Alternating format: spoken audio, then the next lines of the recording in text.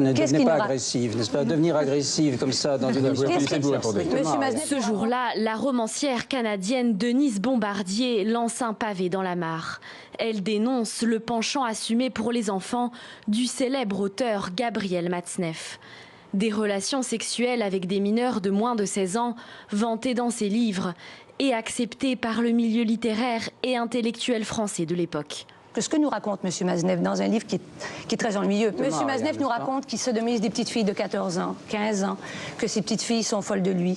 On sait bien que des petites filles peuvent être folles d'un monsieur qui a une certaine aura littéraire. D'ailleurs, on sait que les vieux monsieur attirent les petits-enfants avec des bonbons. Cette prise de position vaudra à la romancière canadienne d'être accusée de démolir la réputation d'un monument littéraire. Gabriel Matzneff est depuis les années 70 un auteur adulé, défenseur de la liberté absolue des individus. Il consacre même un livre expliquant son attirance pour l'extrême jeunesse des enfants de 10 à 16 ans.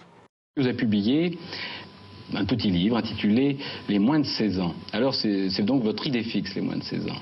C'est une de mes idées fixes, c'est une de mes attaches.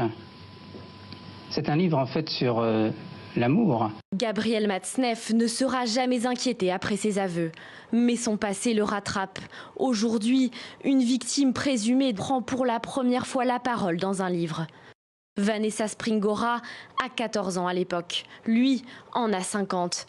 Elle y raconte la séduction, l'emprise de l'intellectuel français qui l'attend à la sortie de l'école et leurs relations sexuelles pendant près d'1 an.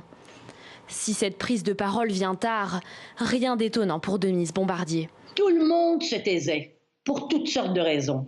Si Gabriel Matzneff n'a jamais été inquiété à ce jour, la publication du consentement le 2 janvier prochain pourrait peut-être bien libérer d'autres voix.